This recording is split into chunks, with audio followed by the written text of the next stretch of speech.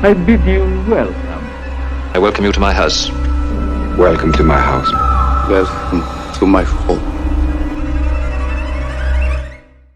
Hello horror hounds, welcome to my horror house. With the nights drawing in and Halloween receding in the rearview mirror, thoughts inevitably turn to the festive season, and I thought it would be a fantastic time to revisit a Christmas tradition from Britain past, BBC's Ghost Stories for Christmas.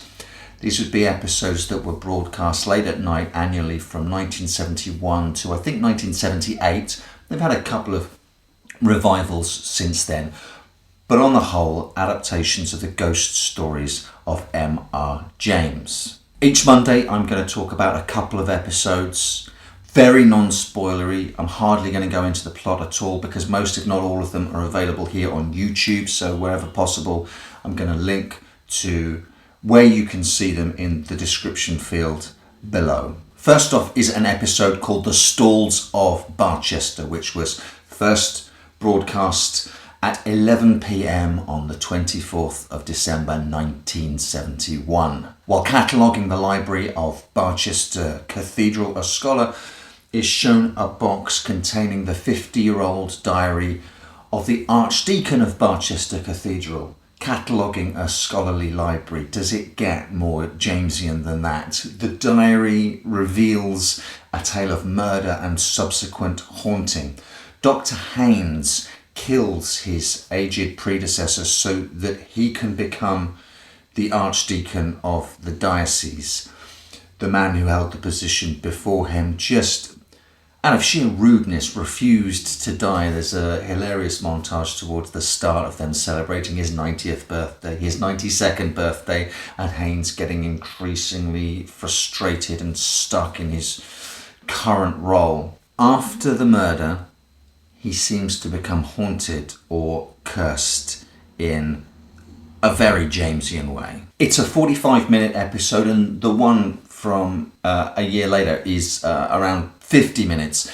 The pacing could put some people off. Later episodes in subsequent years are truncated somewhat, sit around the 30 and 35 minute mark, but I loved the steady, slow burn pacing, if I'm honest. It's great to immerse yourself in a different kind of storytelling rhythm from time to time. I know it's unfashionable now, but I consider it a treat. I can only imagine that staying up late on Christmas Eve and watching these episodes as they were broadcast, scheduled so that they concluded practically on the stroke of midnight at Christmas Day, must have been an absolute joy for horror lovers. The chills abound in the Stalls of Barchester, in the soundscape and the Foley work more than jumps and outright scares.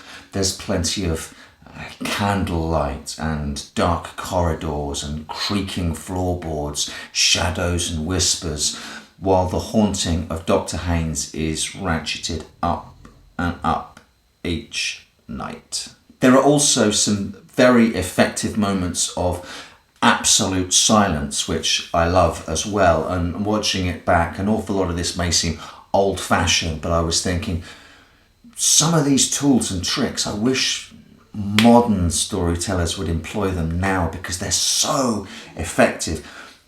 Not just the silence we have with the choral singing during the church services, and I can only imagine that they must have sounded extra special on a dark Christmas Eve night. Haynes is played by Robert Hardy, who's a very famous British actor of stage and small screen, although he's going to be most well known internationally as Cornelius Fudge, the Minister of Magic in the Harry Potter books, for so it is that if you have ever trodden the boards in British theatre, you'll be in a Harry Potter movie somewhere.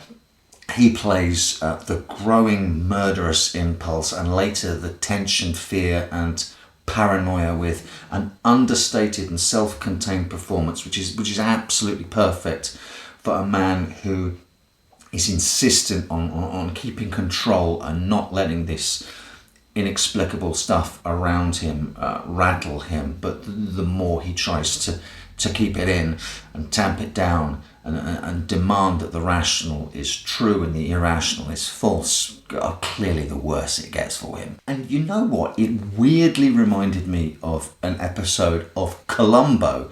Bear with me, I love Columbo.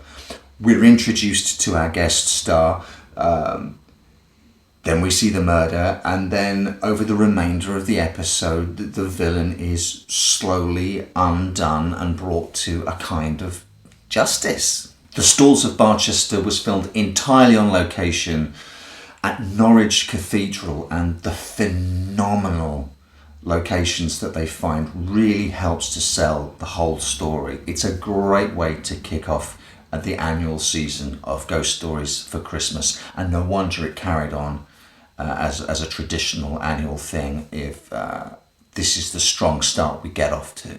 The next episode, broadcast a year later, was A Warning to the Curious. Now that was first shown at 11 p.m, again on the 24th of December 1972. Rather than within the halls of academia, this M.R. James tale takes place in the seaside holiday resort of Seaburg. It concerns the legend of the Anglian crowns, 3 Anglo-Saxon crowns which, while in existence, are said to protect the British Isles from invasion. The legend goes that one of them's been lost at sea, one of them was lost in the war, and the third remains buried, hidden, and most importantly for the tale, protected. We join an amateur treasure hunter recently made redundant from what he thought would be a lifetime job, who has decided to bet everything on black, as it were, and see if he can find the third and final crown to bring him fortune and fame. The story bears a lot of points of similarity with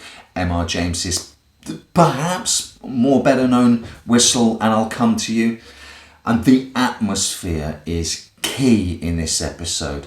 The soundscape here is perhaps even more important than it was in the Stalls of Barchester. The score is atonal and for the most part high-pitched. It puts you on edge and it's used really sparingly. So the tension is wrung from the sound of the wind through the trees, the sound of the sea in the background, the snapping of twigs, the foliage, the sound of digging late at night. It takes its time even more than the Stalls of Barchester did, and I would only recommend this episode for those of you who are willing to commit fully to its 50-minute runtime. Turn out the lights, turn off all your devices, turn up the sound and immerse yourself in the story from another time and place. It will pay dividends for you if you can engage with that rhythm of storytelling. There are directors working in horror today who seem to understand and have chosen to employ this kind of purposefully paced storytelling and also understand the importance of a sonic landscape. I'm thinking of directors like Jennifer Kent, Robert Eggers, Ari Aster.